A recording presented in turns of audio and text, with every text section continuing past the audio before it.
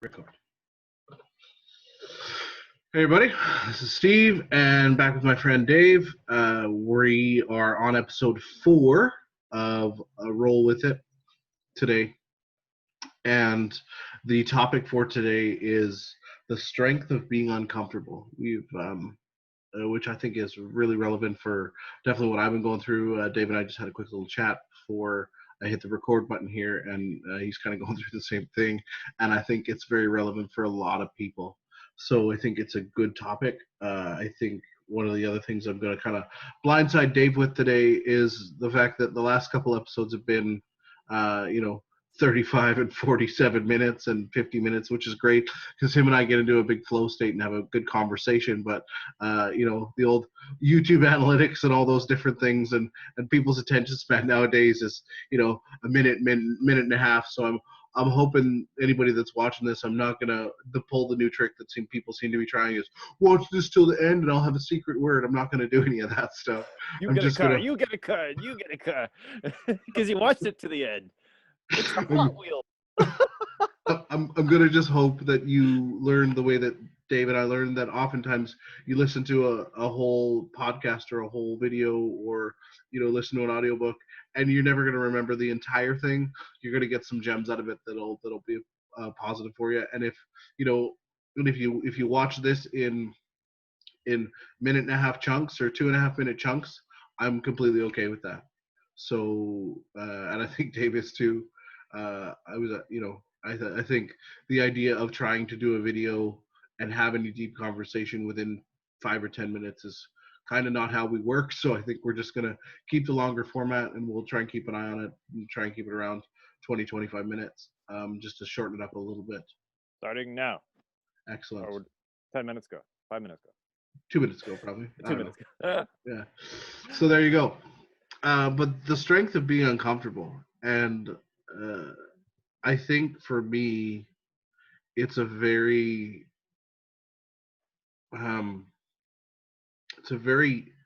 familiar state for me to be uncomfortable, and not in the way of like where you work out and you feel uncomfortable because your muscles are burning, or it's a new thing and you've got this like comfortable excitement around whatever you're doing.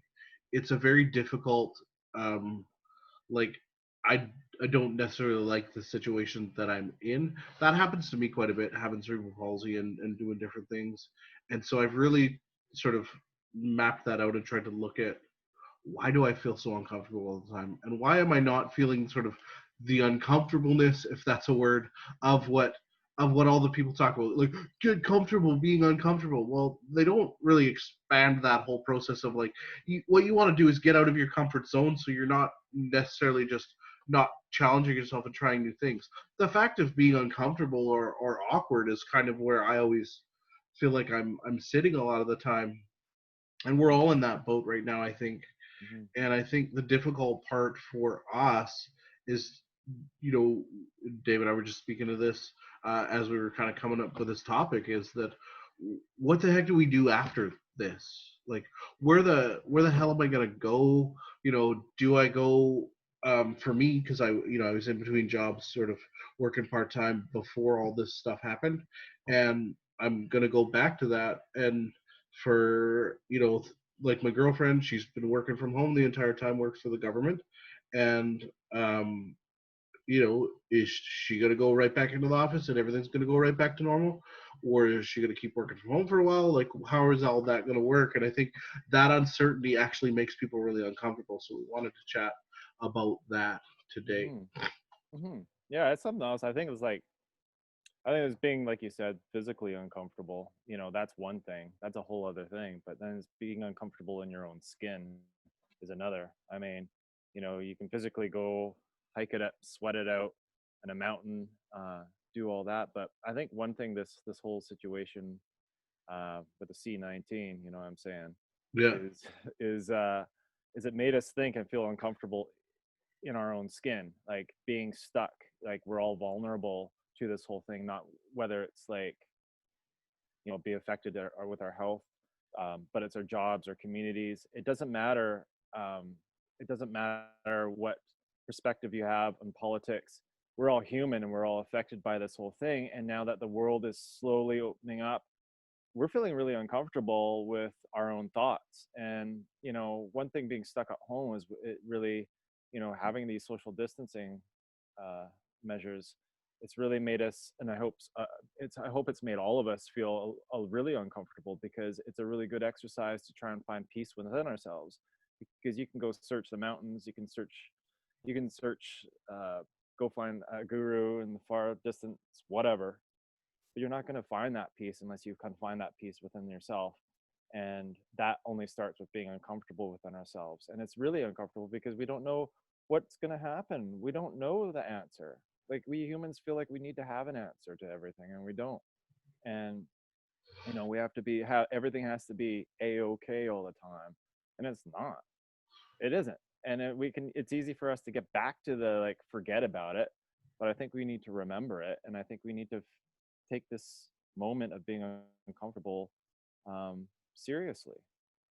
Absolutely, and I think you hit the sort of nail on the head. It was also, when you pointed out to the ocean, Bruce Lee came up really there on your sweater today, and he always says that statement to be like water, and Yeah. the whole idea within martial arts of being like water is to adapt and to flow and to just adapt with every situation, and then Mhm. that philosophy carries over to the world, and lots of people talk about that, and I've been really struggling myself. We talk often about all this sort of higher level stuff, all these motivational things, and I've put out motivational videos. You're very motivational as far as the triathlons go and all those types of things, but often I personally feel uncomfortable because I feel like a fraud, because I have moments where I'm like, even my girlfriend Laura has said to me a few times, "Do I need to play all of your videos for you right now because you're having you're in that being a whiner kind of state." And Mhm. again, it's acceptable to have a bad day, and you have to understand that give yourself permission to feel bad, because you kind of get vilified in society for feeling bad. And I think in this state, everyone is is um is trying to just navigate it, so no one's really judging people that much. But it seems also there's a lot of push and a lot of kind of pressure that people feel like, what are you go me and another friend were talking about this, what skills are you going to learn in this that you Mhm. can take out of this, and there's a Yep. lot of pressure for that. Yep. And one of the things that I just sort of popped in my mind was the skill set that we need to, not need to, I mean, if you want to, there's no pressure, but the fact is, the idea of like, oh, I'm going to learn a language, or I'm going to learn this, or I'm going to learn that. That's great. If that's where you want to go and that keeps your mind occupied, want to learn how to play the guitar, whatever. But the opportunity that in our lifetime, and most people who are able to even watch this video are never going to see something like this in their lifetime again. Mhm. Actually, we hope not, because we don't want this to have any other generation sort of going through this. Is the idea of being okay with who you are, and finding that inner peace, like you were talking about, Yeah. because we're trying to find it externally with a lot of things, like the things that we buy, the cars that we buy, the wheels that we put on a car, Yeah. like all these trips that we go on. Like, there's people out there that are like they're posting about it, and it's great that they're being honest, but they're having like some serious sort of, it almost looks to the outer and feels like they're having not only just like withdrawals from not traveling, but they're actually having like identity issues, because they're known as that traveling couple or that traveling person that posts all these posts from Bali and from Thailand and from all these places, and Mhm. then they're not able to go there. They're not even able to really honestly, like, oh, I want to go to Vancouver. No, not unless you have a medical appointment. See you later. Like, so, and so for that, it's very difficult, I think, for people to really have to find a new identity. And I think the funny thing was, you and I haven't had this conversation for a while. Mhm. Just number one, I hadn't really focused on it. We've both been busy, and um, there's just been a bit of a gap. But I looked back at the text messages, and the strength of being uncomfortable was something you came up with a little while ago. So what I realized is that we've both been dealing with this thought of being uncomfortable and the strength within it Mhm. for some time. And and what does that mean? Like we always want to then take something and be like, yay, I figured it out now. But now it's like, okay, so what do we do with that? Like, what Yeah. does actually being uncomfortable mean? Yeah. And so for for you, like you've had a lot more experience being uncomfortable than most because like we've talked about it in the past, you're being Hmm. bullied as a child and being Hmm. half Chinese and all those things. But also like you I don't know, you run ultras and marathons and do all these different things and you've been back and forth between then you've also had your real world stuff, you've had your family stuff, like because you've got kids and a wife and Hmm. an awesome dog named Henry. That like you've got a lot of things that are give you an opportunity to be uncomfortable. And one of the things that I'm going to get you to speak on, put you on the spot, Hmm. um, is I've never really seen you um, sort of not be happy. And um, there's people out there that I know that put that smile on. My mom, for one, always says, "Don't wear your heart on your sleeve." She's a very happy person, but she's also one of those people that when you go out, you put that face on, and people don't need to know your problems, and that's true. And I think we all do that, and I think that's great. But there's also people out there that like just genuinely every day they get up and they're like, "Holy crap, I get another day," and they feel great. And I'm jealous of that aspect because I hear that stuff and I'm like, "Yeah, the next morning I'm gonna get up, and it doesn't matter what time I get up. If I get up, I'm gonna hit the floor and I'm gonna pray and I'm gonna be like, yeah, thanks for another day." But like, I got up this morning and I'm like, ah, crap, I got up later than I wanted to. And then I'm like, oh right. Then I have to manually go through my gratitude list and remember that I need to be grateful for getting up and get myself into that mode. It's not just a pause. Like Yeah.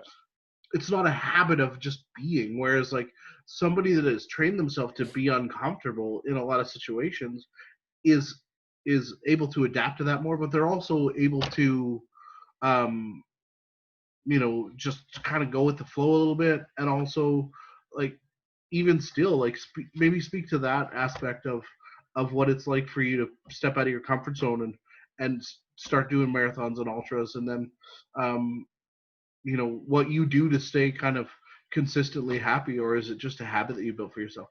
Yeah. Well, I mean, those are still exercises. I think the number one thing that I get out of it is, I think, and it's hard for a lot of humans, is facing themselves, who they really are. Looking themselves in the mirror is like, look yourself in the mirror, boy. I mean, I think at our weakest moments, and those Ironmans and the runs and stuff like that, those are one thing. But you can get to a point where your body is physically tired, and then you're more susceptible to those thoughts, and those thoughts come up and they sit here on your shoulder like an evil Jiminy Cricket.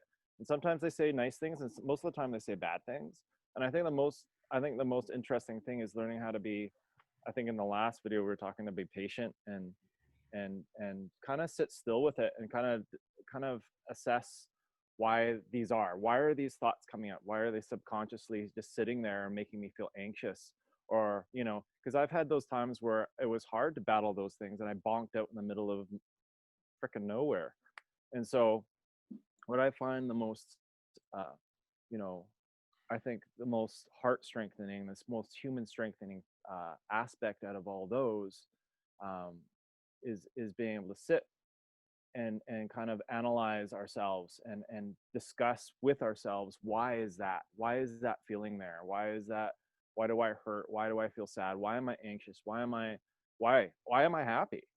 Like, I really want to know. I'm going to stay happy, like, if I'm feeling happy, but I want to know I want to know exactly what is making me happy and maybe feel thankful for that. But I think I think in these times I've been really, I think in a sense blessed, because um, I've had a lot more time to, they say keep your schedule, you know, uh, go for a run, keep your workout regime, blah blah blah blah blah. And I kind of switched it up to more of a spiritual, kind of a personal spiritual perspective, doing my deep breathing, learning to sit still with myself, um, sitting in the ocean, being cold, and learning to manage my body temperature and just be within myself.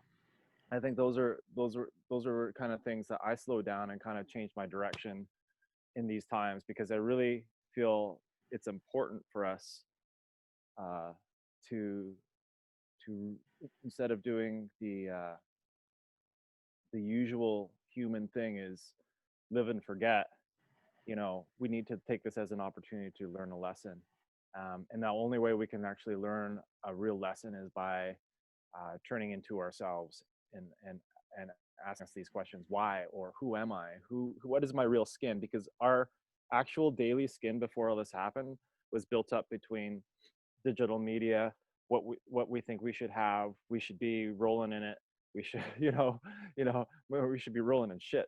But but I mean, the thing is that our whole perspective in life was built up by all these, like, by commercialism, by all these people trying to sell you these 5 lesson uh, DVDs to purchase how to be happy. You know, everywhere you go, you know, Tony Robbins and all those are selling you how to do this, how to do that, how to. But the real question is you should ask yourself that, because you're only gonna get a real genuine answer if you go within yourself and find that perspective.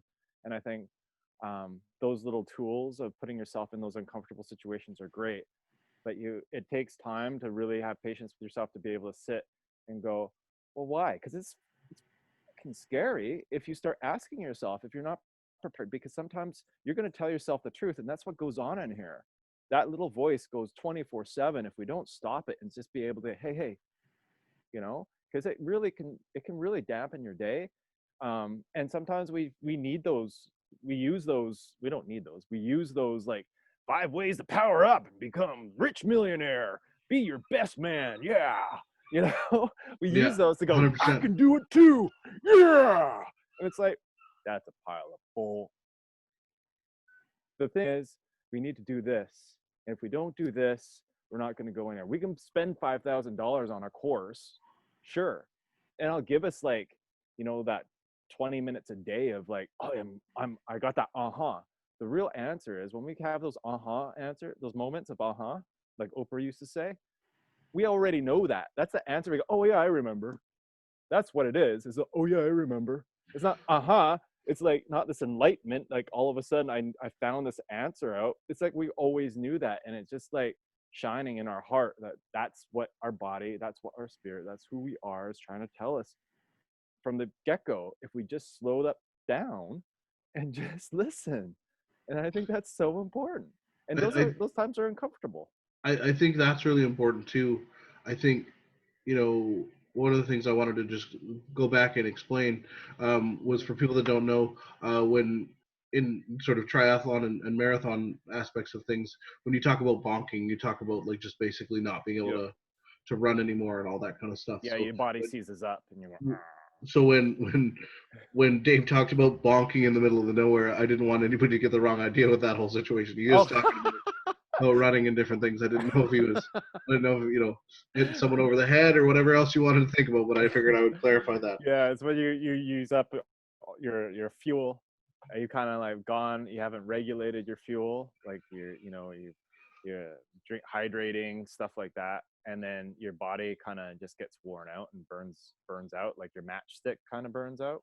Yep. And then your brain, because the glycogen, there's a certain fuel that goes to that fuels from your liver to your brain.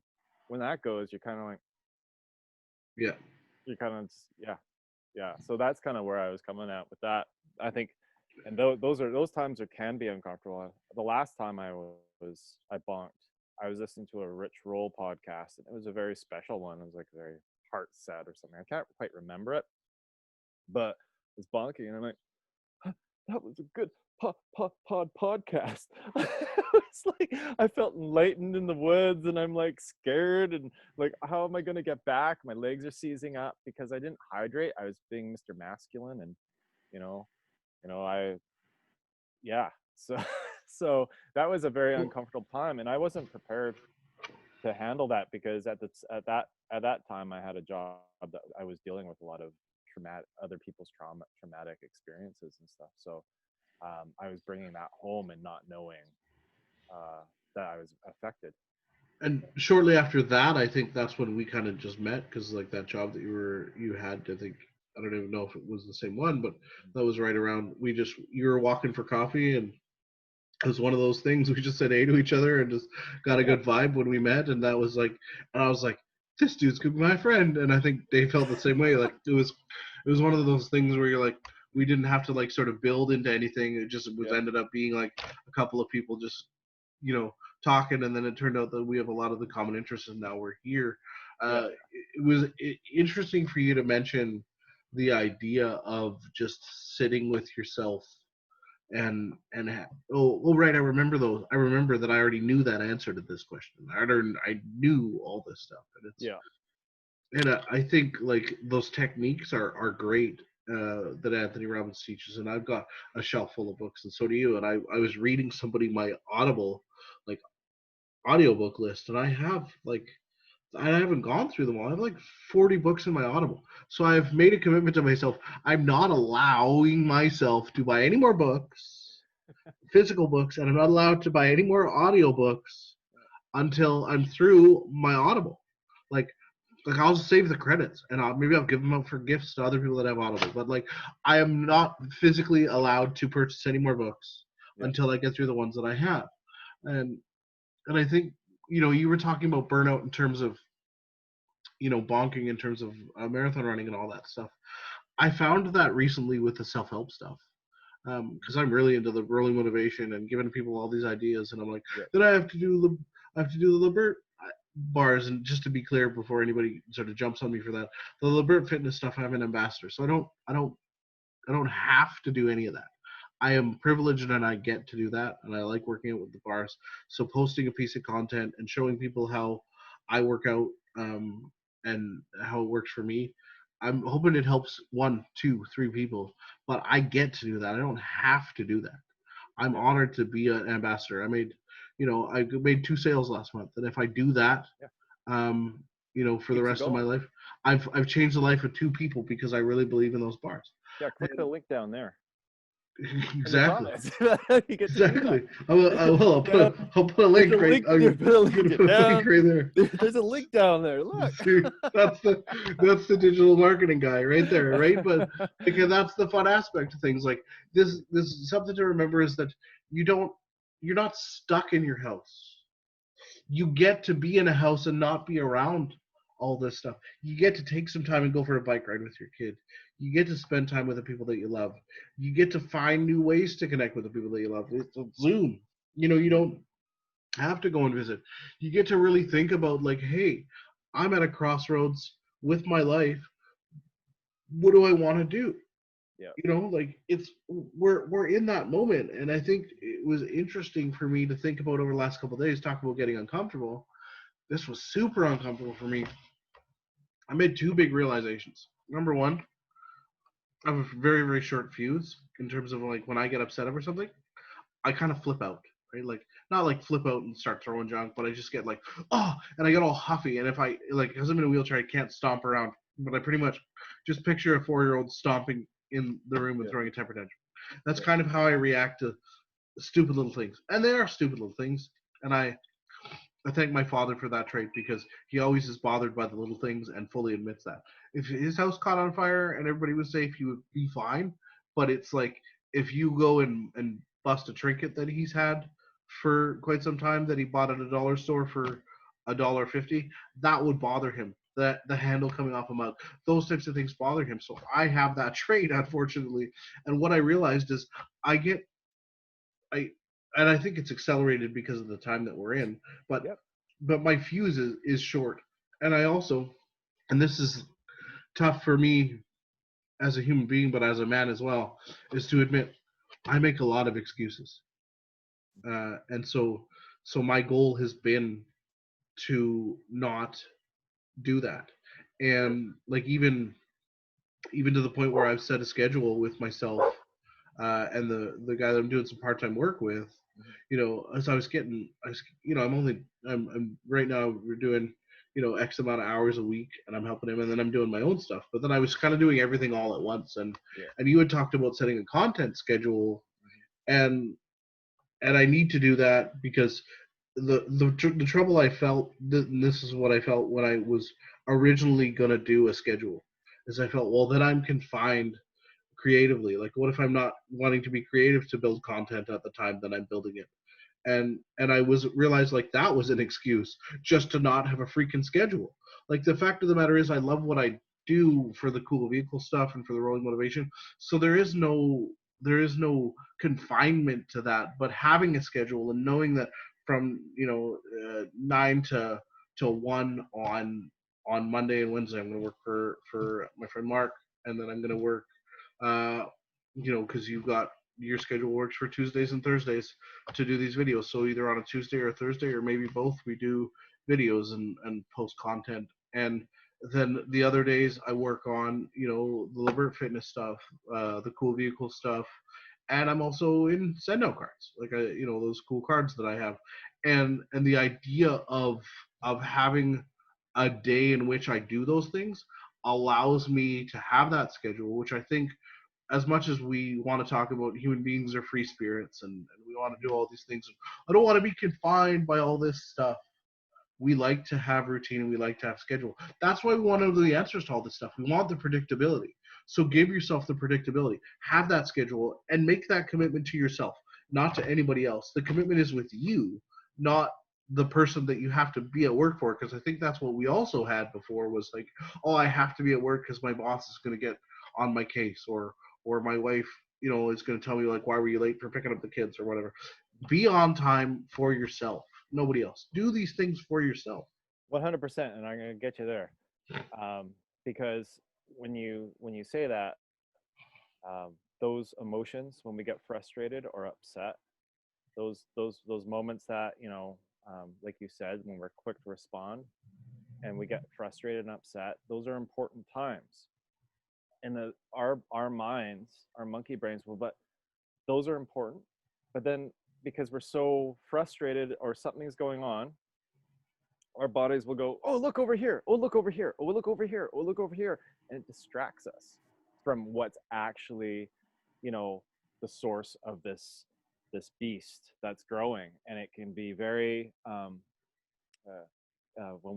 when our bodies are have so much go on the go, and our bodies are doing this to distract us from the actual situation, and we need to take that time, like you just said, for ourselves, be uncomfortable, and face the beast inside that makes us frustrated at pulling a doorknob off, and go, why? Okay, I'm talking to myself. What's going on here? Because if you get to that point, when you get to that point and you can figure out where that fuse was lit and why that fuse was lit, then you're able to move ahead. And then you avoid the body going over here, over here, over here, over here, and distracting us. And it sucks. And this is a practice that we all have to do throughout our entire life, up until the 5 seconds of death, before death. We have to be able to learn to go, okay, well, why is this? Because we need to figure that out. And I think you're right. We need to give ourselves we allow ourselves to have that moment for ourselves.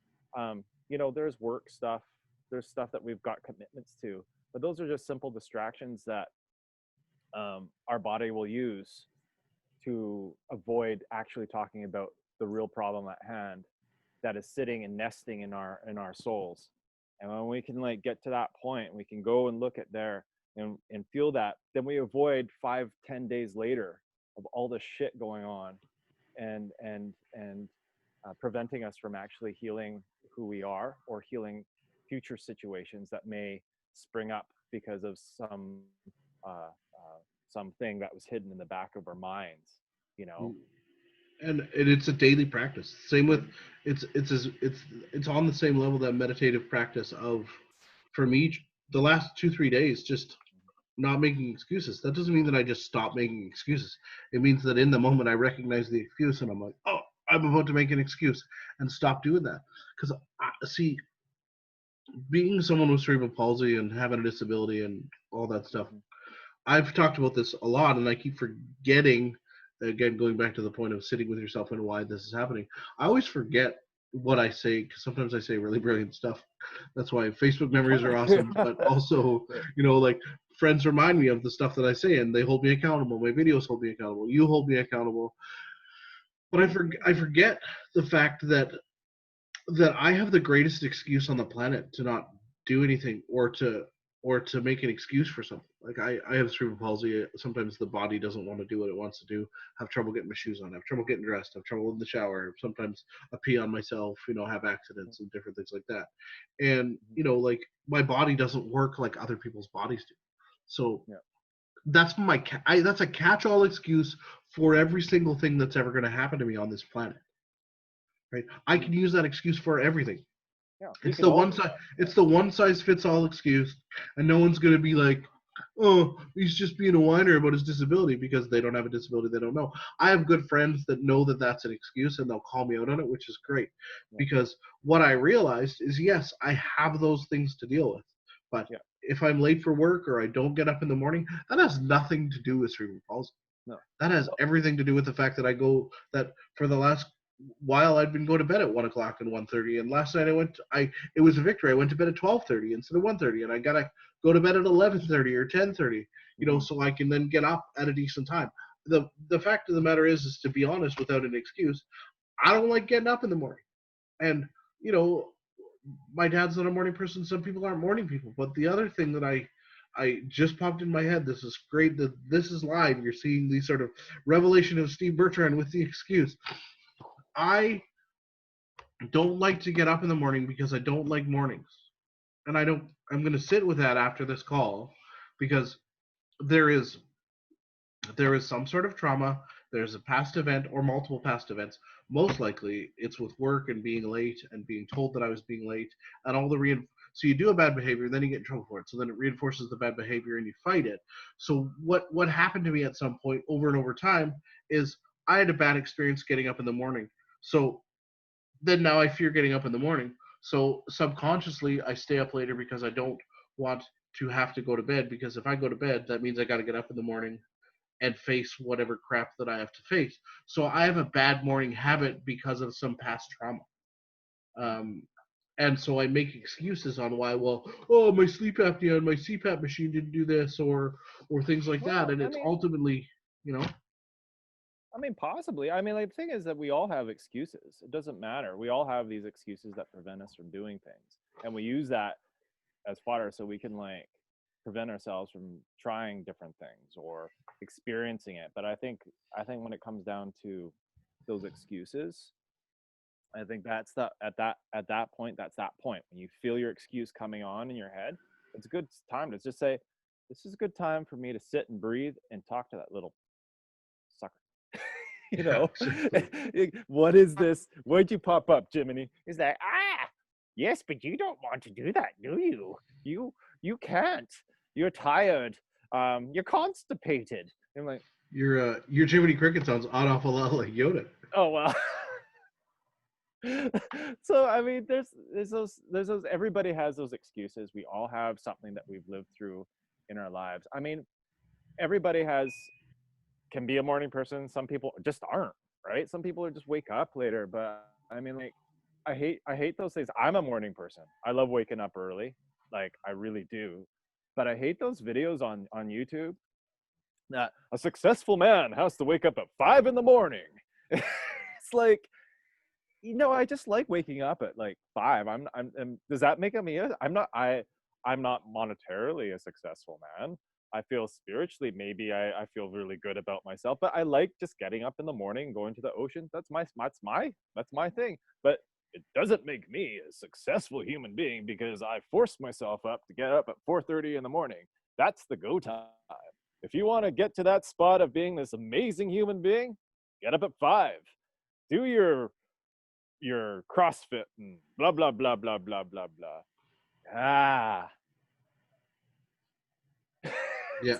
Yeah, it's true. You know what I'm saying? But I mean, like, we it's not necessarily the act of doing something.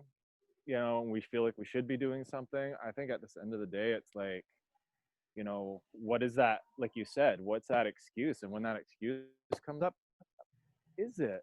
Like, what are you trying to tell me? Like, like, what is this thing? Like, why do I feel so sad? Like, hump day. Like we all have those I don't want to roll out of bed days, or I feel like crap days, or whatever. But I think it's really good to understand that other side of us, that Jekyll and Hyde, because you can't be all on it all the time. We all have these Jekyll and Hydes. And I think this time with the C19 has really like forced us to be that much closer to our Hyde, our Jekyll and Hyde, like this Yeah. other person.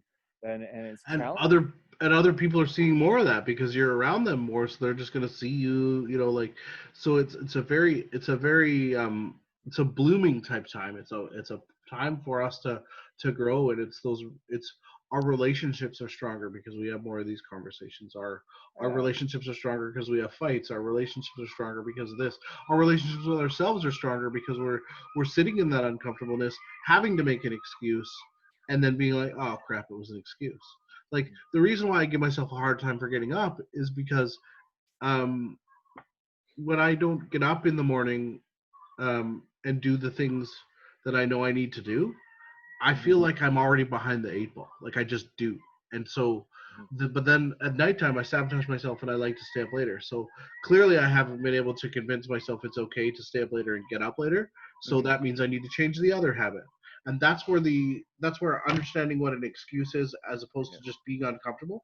And Yeah. here's the thing that we kind of want to wrap with is, Yeah. when you get uncomfortable and you have that conversation with yourself, there's going to be more uncomfortable moments, because once you figure out that thing, Yeah. then if you decide that you want to change the habit, you're Yeah. going to be even more uncomfortable changing the habit. Yeah. Right? So it's just, 100%. you get uncomfortable in the moment and realize it and breathe through, and then there's more uncomfortable moments. And what happens Yeah. is, as those moments become less and less uncomfortable, then that's how you develop the peace. That's how you develop the Mm-hmm. the moment of the Mm-hmm. pause. And then the fact of the matter is, there's always going to be uncomfortable moments. There's always going to be trouble. There's always going to be issues. Yeah. The more you can condition yourself to take that breath, like Dave was talking about, just to breathe and be like, why is this happening? Why are these things going? Then that becomes a habit, instead of picking up your phone and calling someone, or looking at social media and saying they have this and they're not like that. Why am I like that? Because Yeah. then you're beating yourself up, and that's not the point.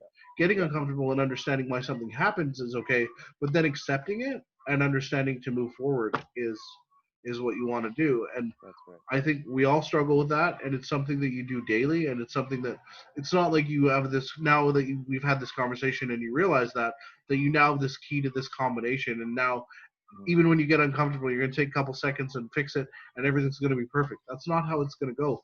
This is a daily, constant thing. Every time you get uncomfortable, you have to take that moment and figure out why, and just move forward, because Yeah. there's always going to be something. Totally. Yeah. Oh, totally. Or you can get the Band-Aid and spend $5,000 on a lesson. Yeah. I don't know. Like 10 secrets of being successful. God damn Well, it. and I think people's other thing that's interesting too is people's definition of success is changing through this whole process. And again, we're not saying that those courses are bad. Those No. courses give you great techniques and they're wonderful, but they have to be for a purpose. So if you know, for instance, that you have trouble with time management, you take a time management course and it's the best thing that you've ever done on time management, and you change that, then it's the best $5,000 you've ever spent, or $250, or whatever the course cost is. It doesn't matter.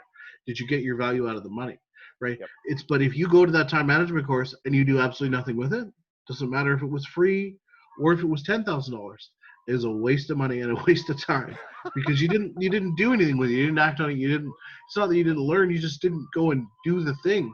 So Yeah. until you get in the habit of being uncomfortable, breathing, and then doing that thing, I would suggest don't take any courses, because Mm-hmm. you're not in the mindset of taking that change. Like, Yeah. a course should always excel you to a different point.